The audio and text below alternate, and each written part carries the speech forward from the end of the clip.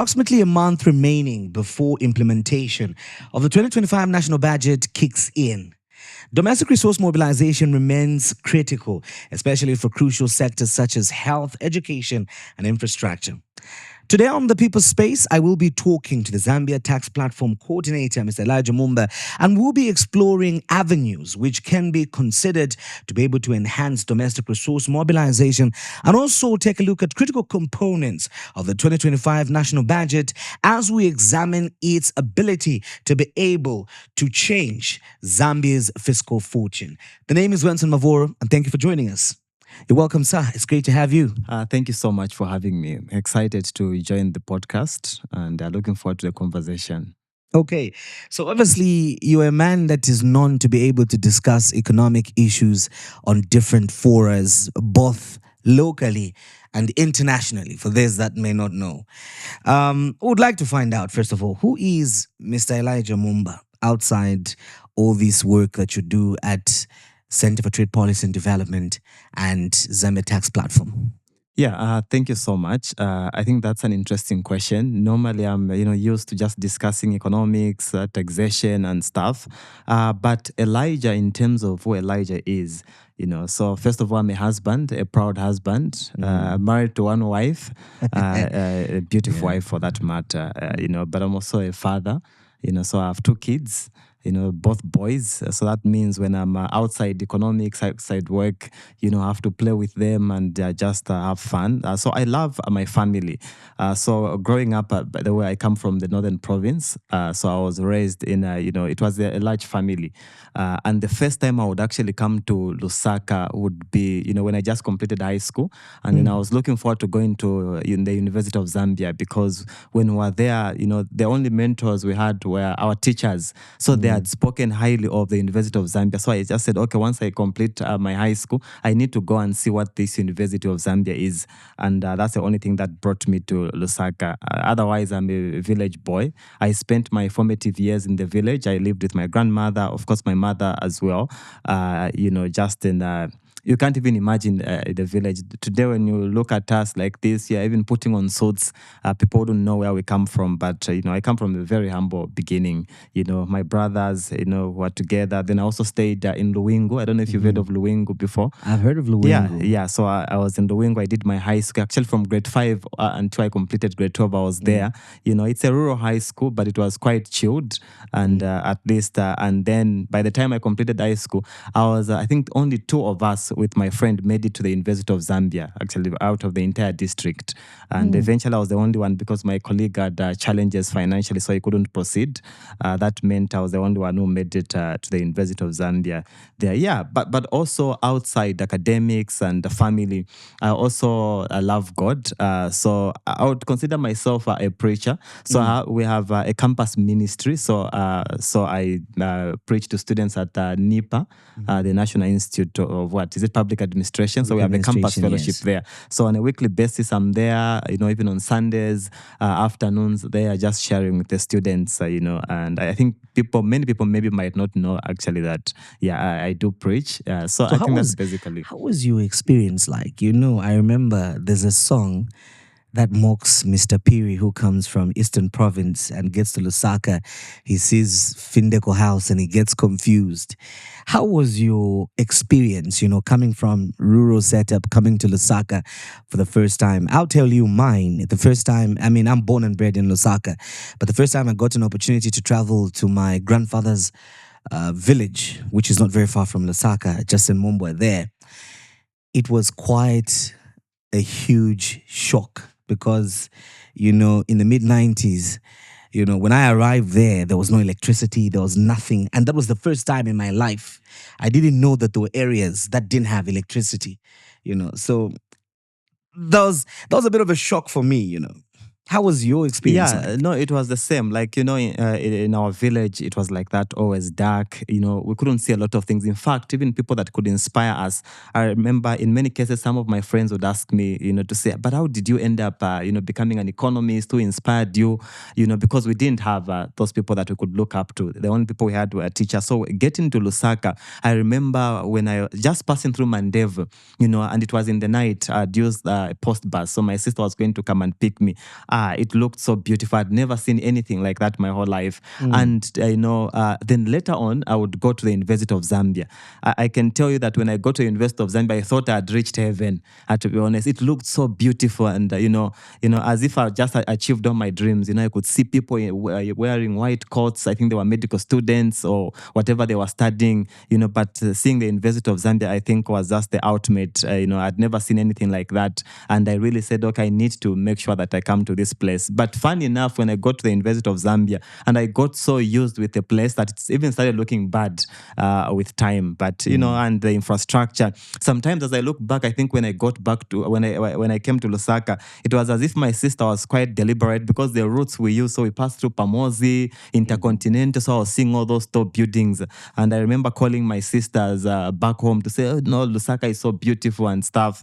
Yeah, but it was quite interesting, and I've been, that's why I don't want to leave Lusaka, to be honest, because I already spent my formative years in the village. So a friend of mine, we were joking that, what, Elijah, our humble beginnings were those days when we were in the village. So we can't say, no, these are humble beginnings. I would just want to be here, or maybe go to a better place. Yeah.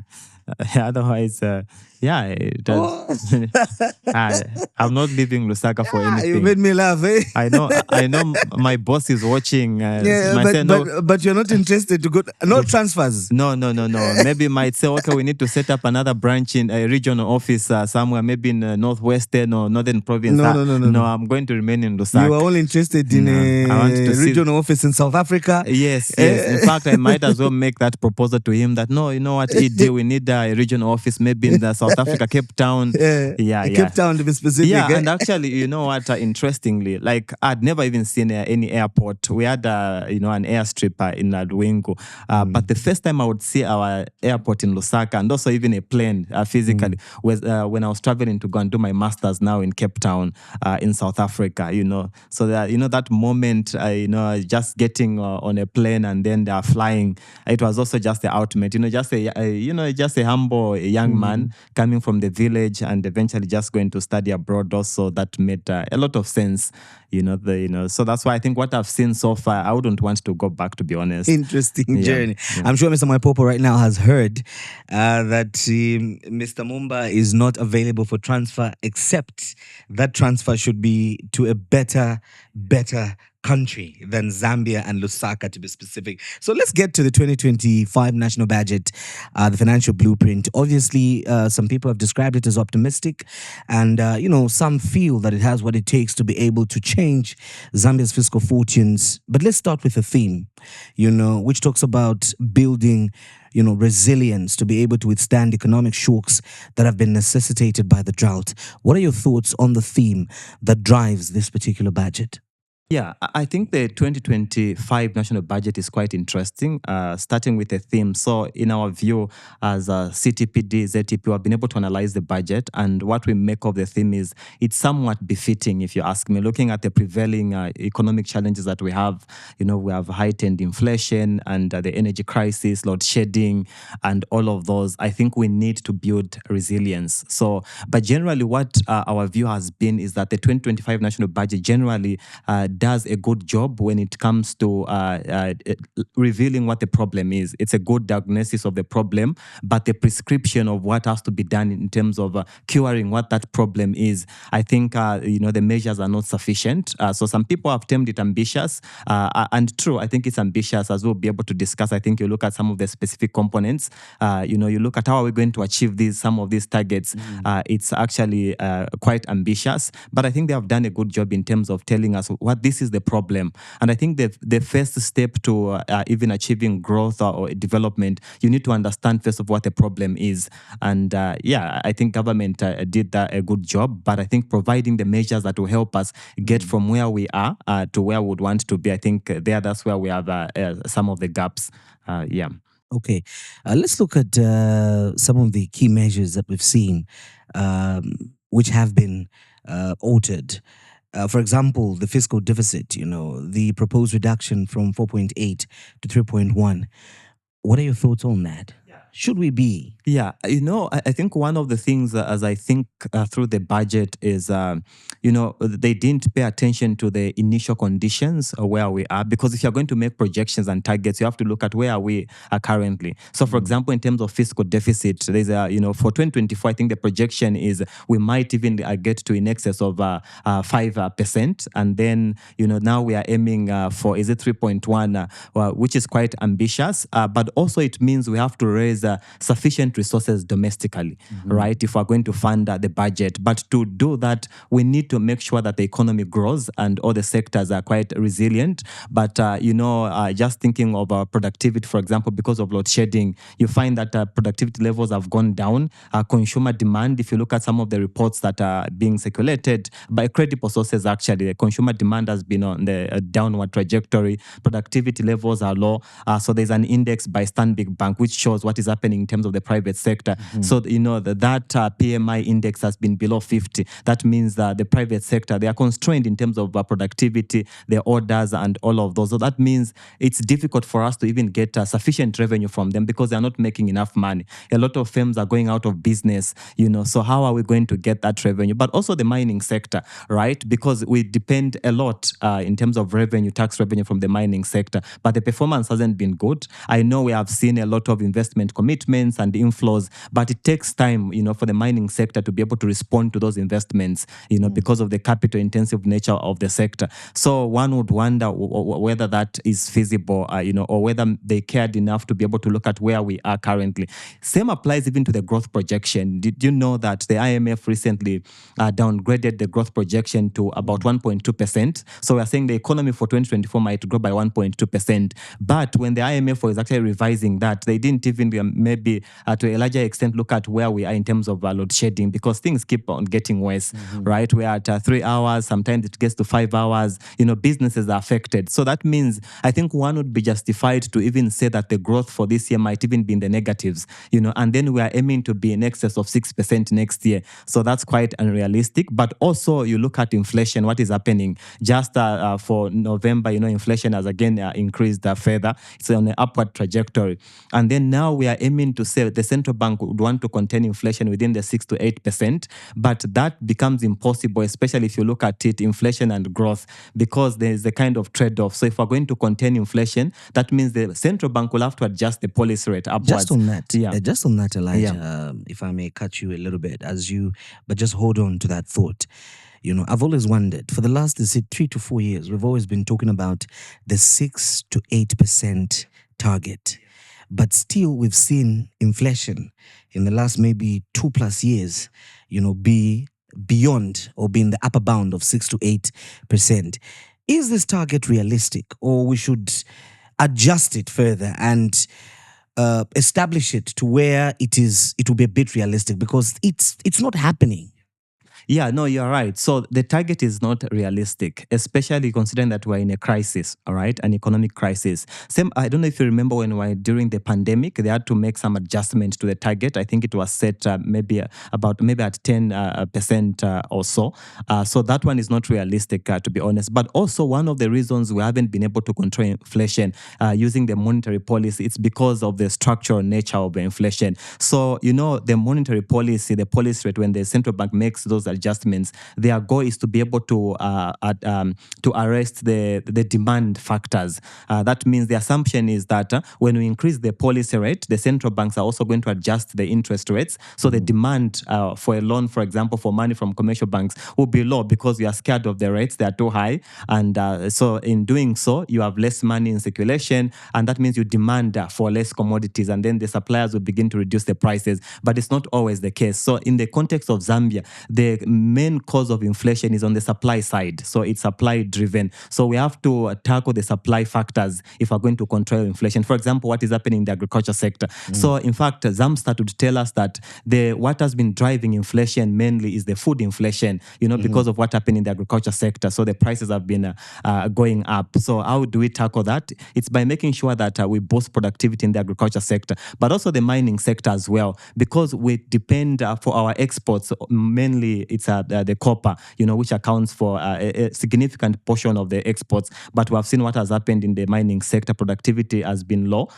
So that means also that has a bearing on our exchange rate. And when the exchange rate is also in a mess, it has an impact on inflation. So it's a supply factor that we need to be able to focus on. Otherwise, what will be happening is this: the more the central bank continues to increase the policy rate, it has a bearing on the interest rates. And for these, the private sector, they need to have access to capital, even the small businesses, to function. But the interest rates will be so high.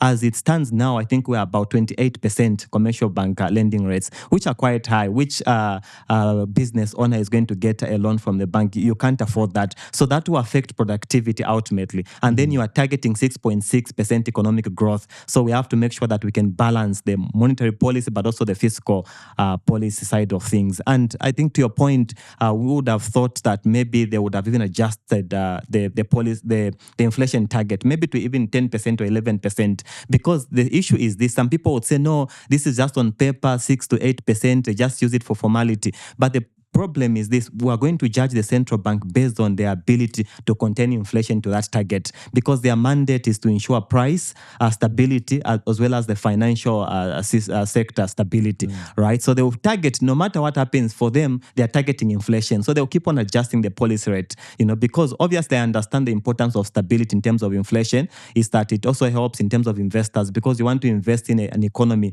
that is quite predictable and stable. So for them, they'll keep on adjusting. So I would have thought that maybe we could have changed the target to even 11%. Inflation in itself is not bad. What is bad is instability. When the prices are just changing rapidly, there is no stability. So we could have set it maybe at 11%, because we're in a crisis, an energy crisis, and then the central bank would have focused on, okay, how do we ensure that the policy rate is in line with the 11% target in terms of inflation? But where we are now, they still need to contain it to 6 to 8%. Otherwise, we'll start hearing that, no, this one has been fired because they are not containing inflation, right? But we could have changed so that we can also balance in terms of between growth as well as inflation. You spoke about the need to enhancing productivity in the agriculture sector, and obviously the challenge of drought and these other economic factors are affecting everybody else in the private sector, irrespective of which sector they belong. And I wanted us to look at the measures that, say, government is implementing to be able to provide some relief and mitigation to the economic shocks. Say, the loan guarantee schemes that are being given in the agriculture sector to be able to boost investment to lead ultimately to production. And talk about, for example, the Constituency Development Fund loan and grants aspect that probably could offer some relief at concessional rates compared to what one would obtain from commercial banks. Are these measures sufficient to be able to enable the private sector to surf this tide of economic shocks? Yeah, so you are right. So there are a few measures that have been put in place, but in my view, the devil is in the implementation. Take, for example, CDF. So the CDF empowerment loans, they are simple loans at 5% interest rates compared to the commercial banks, which are currently standing at 28%. But the implementation has been a problem, poor targeting, but also the monitoring aspect. So what has been happening? These loans, they call them CDF empowerment loans. They're just like grants, because people to start with are not paying back, but also who is accessing the loan. There is also a political dynamic. So as a Center for Trade Policy and Development recently conducted a study where they went to in excess of 10 districts, over 17 constituencies. It found that, people, the impact really was not evident because there's a lot of misuse to start with. But also what was happening was that for you to get a loan, the loan officers at the local council, they were even being told that when the money comes in, these one should be a target because of the political dimension in some of the districts. So, if you have a genuine business, you need financing, it was difficult for you to have access to that loan, you see. So that's one dynamic. But also to ensure that, because the loans are supposed to be a revolving fund, but people are not paying back, because even the local authorities were saying, okay, how do we know that, what are we going to do if someone defaults, for example? So that's also a problem. But I think the biggest problem is targeting, But also another thing that I would want to mention is that in terms of the central central government disbursing the funds to the local authorities, there have been also a delay. So for example, we went to one of the councils. It was in the September this year. Then they were telling us that we haven't received a particular component of CDF. That was about 9 months into the year. So we would budget for some of these resources, but the actual funding of the local authorities has also been a problem. So we would announce, okay, 30.6 million per constituency, but you find that you get to September, a particular constituency has not received the funds. So that's also another problem. Grants also could help, but also they're being misused. So because for a grant, for example, you have to be like a cooperative or a group to be able to access the grant. So what is happening now, because I think at the moment the cap is at 40,000, right? So they would get, you are a group of 20, you get a 40,000. They are just sitting to share, saying, no, what can we do with this 40,000? We are 20 people. So they're just sharing. We also learned of particular instances where people are able to run away with resources, which is quite unfortunate. So we need to be able to, the way I like to think of it, the way we have been handling the bursary for university funding. Because one, what we have done with, for example, UNZA, CBU, Mulungush, those public universities that are getting the resources, there is no political hand, right? So what is happening is that we have the basic bursaries committee that is managing the funds. I think that's what we need to do also with our CDF. We need to detach the politicians, right? Because even the members of parliament, some of them, when they go to their constituencies, they are telling the people this is free money, so people end up misusing the resources and not achieving the intended purpose. Same applies to this other. We have CEC.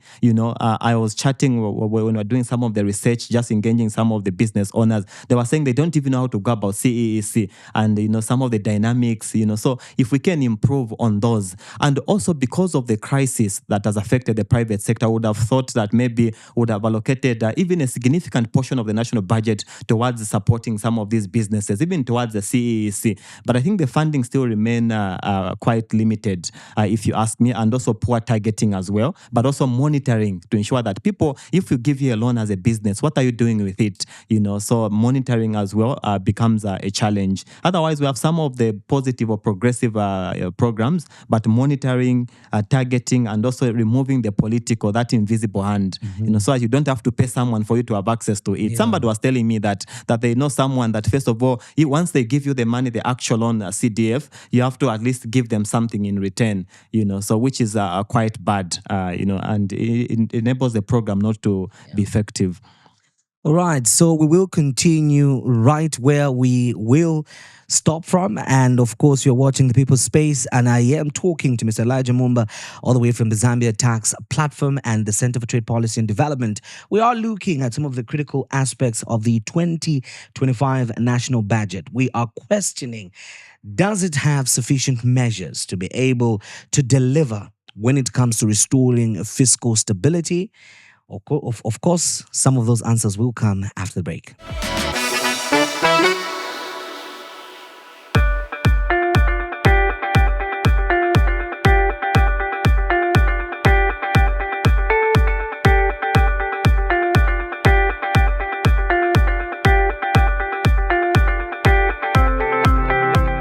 We urge all stakeholders to support and actively participate in this campaign.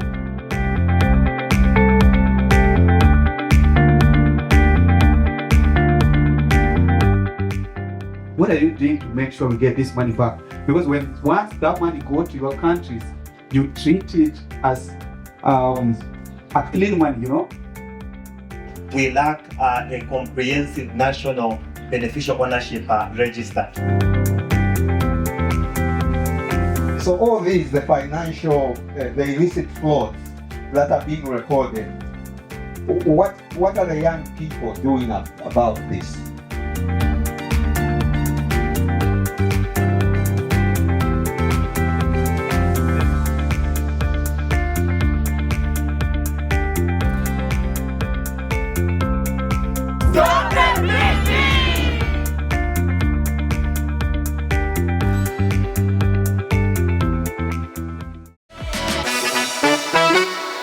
Welcome back to the People's Space. We are looking at the 2025 national budget. And of course, my guest is Mr. Elijah Mumba, all the way from the Zambia Tax Platform and CTPD. We are looking at some of the critical aspects of the budget and, of course, questioning the most important thought line, which is, can it deliver? And of course, Mr. Elijah Mumba has been tackling and providing some of those answers. Now, before we continue from where we left off, one area that you did not talk about was some of your hobbies. What do you do in your spare time? Are you a football guy? Are you a swimming person? Some say my hobby is eating. I don't know. What's yours? I think my wife would say my hobby is sleeping. So I love to read and also to listen to a lot of documentaries. In terms of sport, I used to do football just for fun some time back, but I almost died.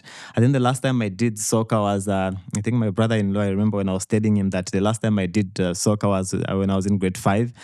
I said, is that even soccer? But no, when I was in university, I did some soccer. So as our fellowship at campus, we had to face another campus, but I tell you that I was substituted in the first 20 minutes because I was missing and also losing the ball, and after that I remember how I used to struggle to just get to the library because there were stairs. My legs were as if somebody had just cut them off. So since then I haven't done soccer, but I do these other things. But I follow soccer. I'm one person who would want to know what is happening. I want to know what is happening in the Premier League, the Champions League. I don't want to be behind, generally. So as much as I follow what is happening, whether it's politics, but also soccer, I can tell you, okay, this team, I can tell you won the Ballon d'Or and all of those things. I follow what is happening in the Middle East, the Saudi Arabia, and all of those things. I don't want to be behind, so I'm following those, but I think I enjoy more just reading, but also spending time with my family. Now that I'm a father, I want to spend time with my son. I just love it when he's trying to imitate what I do. So I try to also sit. I try to pick something I'm reading. He would also pick it, whether the book is upside down, is trying to imitate. Then I know, oh, okay, this person is trying to be like me. And, so it also just challenges me to be a better man because I know that there is this little one who wants to do everything that I'm doing. Yeah. So interesting there. So let's get back to our economics and obviously financial conversation. You spoke about heavily domestic resource mobilization, which is very critical to ensuring that the budget delivers the socioeconomic development targets that it contains. We have faced challenges, for some time, which include tax evasion, and other financial flaws. To what extent do those pose, domestic resource mobilization that is critical for this budget?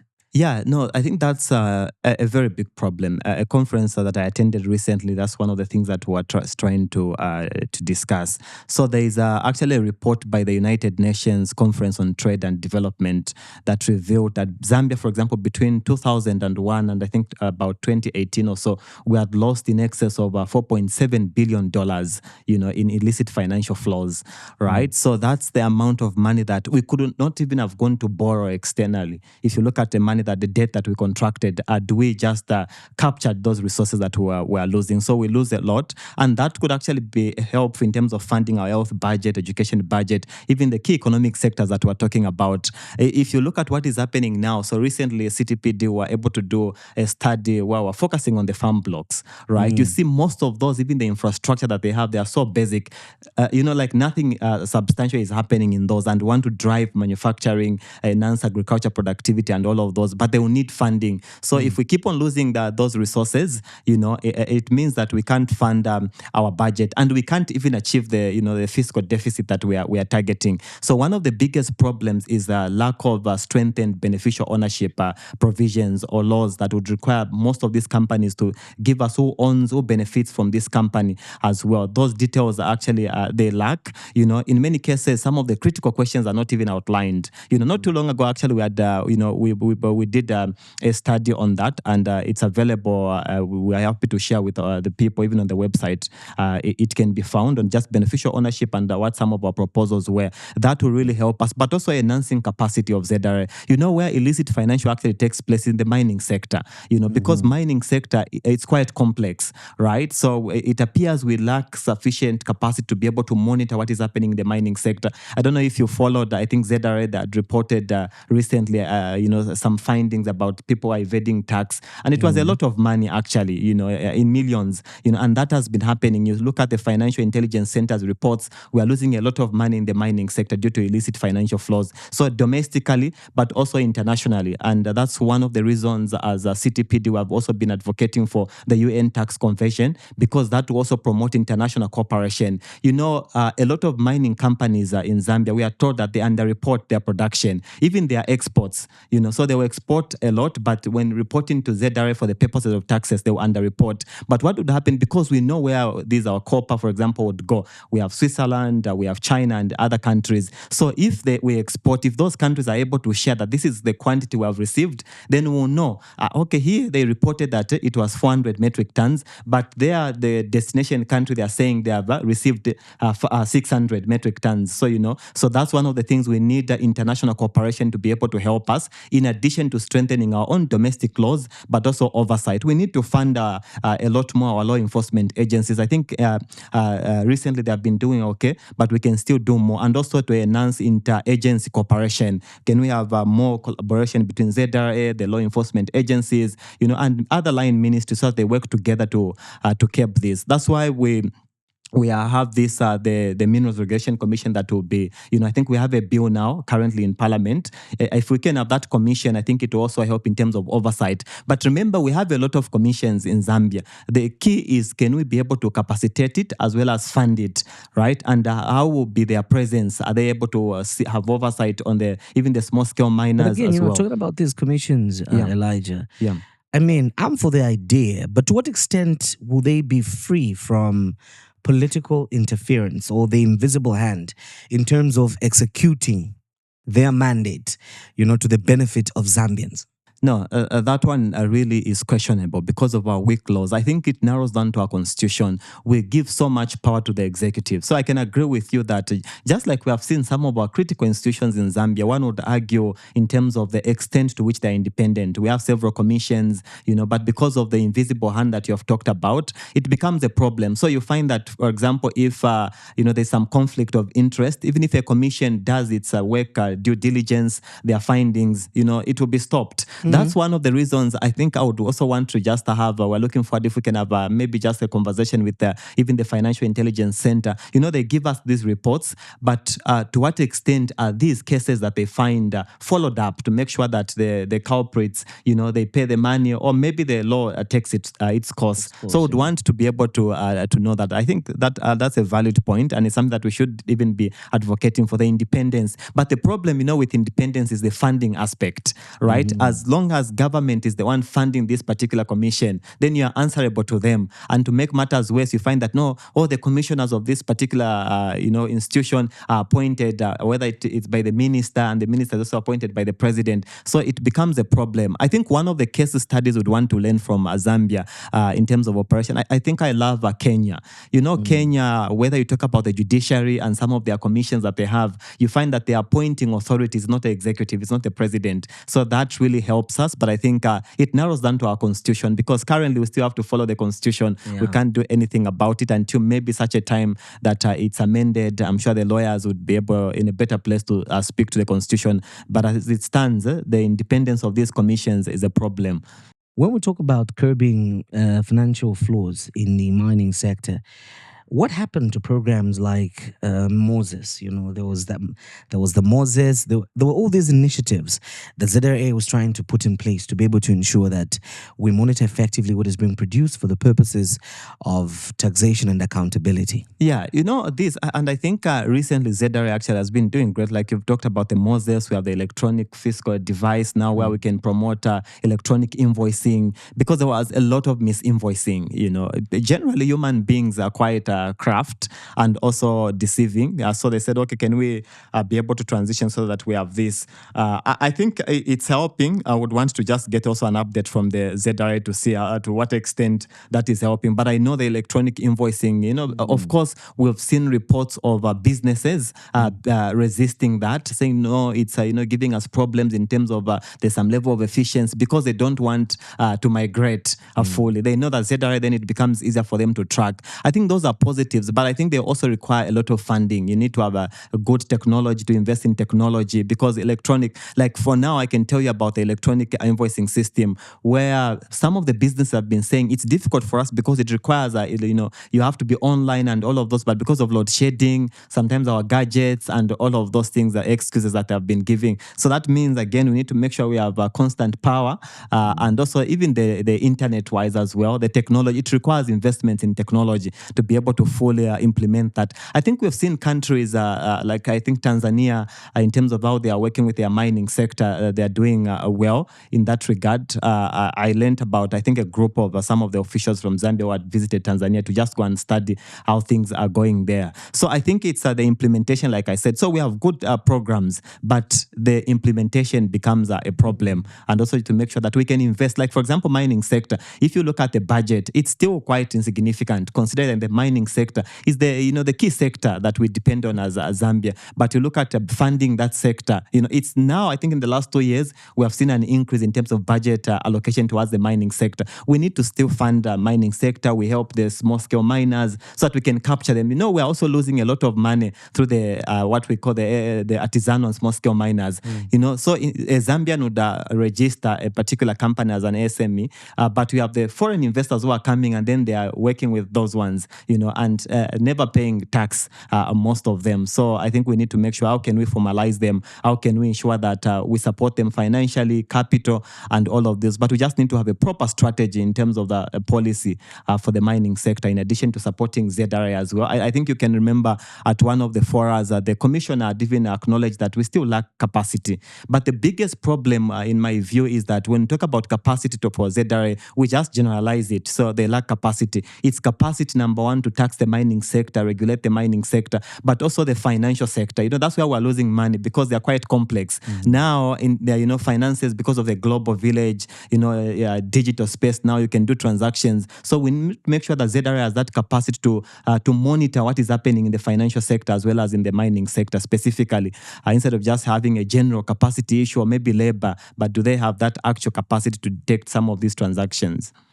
Let's turn our attention to the issue of corporate income tax. There's a proposed increase from 15 to 20%. How does this work with regards ensuring that we also increase our value addition as a country, which has been a core for a long time?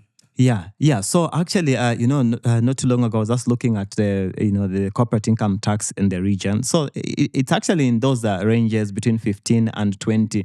But the problem is, as a country where we're trying to add value, I remember the late president said, I would say we keep on exporting sand, referring to copper. So we have to make sure we strike a balance, because we want to attract investors that are able to add value. But if we find that the taxes are relatively higher, they would want to go to another country that has a lower tax base. But I think the problem is not that the moving from 15 to 20, is that we need to have a proper industrial policy. What do we want to do? I can tell you, Wenson, we have what we call these special economic zones. But if you look at what is happening in those, it's not much in terms of value addition. At best, you see that, for example, in Chiwombo, where they are making manufacturing copper cables, that's how far we can go. So in my view, if we're going to even enhance in terms of value addition, yes, we have a fair tax, moderate tax that can attract investors, but we need to have a deliberate industrial policy that is quite clear exactly what we want, where do we want to see our country in terms of in the agriculture sector, in terms of value addition in the mining sector, so that even now, I think recently we've seen a lot of inflow in terms of investments in the mining sector. Can we have a deliberate policy where we say, okay, maybe 20% of the minerals, the copper being mined, you need to process it within Zambia. I think that will really help us, and just opening it up, they come, they take our minerals, minerals, and they are calling them critical minerals. That word actually, is it even critical to us? So I think we need a comprehensive industrial policy, but also deliberate policy in terms of value addition. You are an Arab company or whatever country you're coming from, you invest in the mining sector. Our mandate here is that 20% of the copper being produced in Zambia, you have to process it, add value to it. We don't care what you do with the 80%, you can export it in raw form, but 20% you have to add value. I think that will help us. And these people, mining is capital intensive and they have a lot of resources. So if they find that there is this particular policy, they are going to do so. You know why they are going to do so? Because they are calling them critical minerals. If you look at countries like Australia, even the US, all of these countries, they have what they are calling the critical mineral strategy. They know that they need these minerals no matter what, at whatever cost. So whatever conditions you give them when they come, they are going to follow because they need these minerals. Number one, for security reasons, the wars and what. Also, these countries, they see these minerals as strategic, to their position in terms of global influence. So it's up to us to make sure that we position ourselves in terms of value addition. But I see that lacking in terms of some of the deals that we make. Lastly, as we conclude our conversation, the pay-as-you-earn threshold, is proposed to be maintained in the 2025 national budget. Is this sufficient? Looking at the high cost of living that Zambians are currently grappling with at the moment.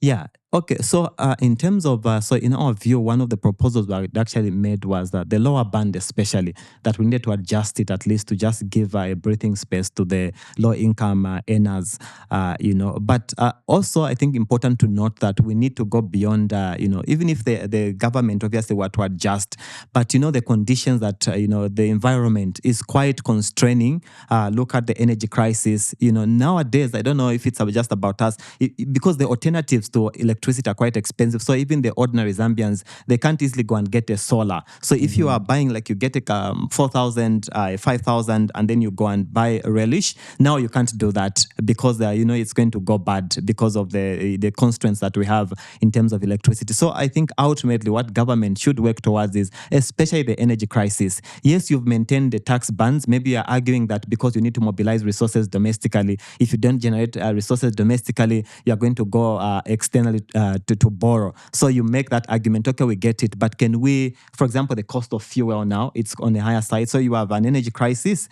which is electricity, but also fuel. So both of these, and then you also get less money. Because what has been happening, even as inflation is increasing, the energy, load shedding, and the tariffs, and all of these things, the income levels have remained static. At best, I hear that some of the civil servants will be getting a 500 kwacha increment. But, you discover that if you consider inflation, that's even lesser than what they have been getting this year, right? So we need all those dynamics. Yes, they pay here, you've maintained them, we get it. Our goal would have been that can we make some adjustments to the lower one and also slightly to the top band, because those people are also paying quite a lot, and also considering that they have a lot of dependents, right? But government decided to maintain. Obviously, they are looking at domestic resource mobilization because some of the sectors now, they're not performing well. So the only way they're going to get revenue is through the income tax. So I think I understand, but we still need to make sure that we can sort out the electricity challenges, the energy, the fuel, and so that people can be able to thrive regardless of what they're getting. And also just ultimately, because the largest employer, I think, in our country, of course, government, but we also need to support the private sector, because that's where at least you can get even significant increase in terms of salaries. Thank you for coming through. Yeah, thank you for having me. A great conversation. All right, so my guest has been Mr. Elijah Mumba, all the way from the Center for Trade Policy and Development. He is the coordinator of the Zambia Tax Platform. We were looking at the 2025 national budget, of course, interrogating some of the ambitious goals that have been set in the particular budget. How feasible are they? Will the budget deliver its fiscal targets? And of course, exploring alternatives and some of the solutions that can be considered to be able to make the financial blueprint more realistic, looking at the current economic challenges that the country is going through. The name is Wenson Mavor. Thank you for watching The People's Space. And remember, you can continue to interact with us by simply liking our Facebook page and, of course, clicking on that notification button on our YouTube page so that you do not miss any episode of The People's Space podcast. And most importantly, let us know what you think. See you next time.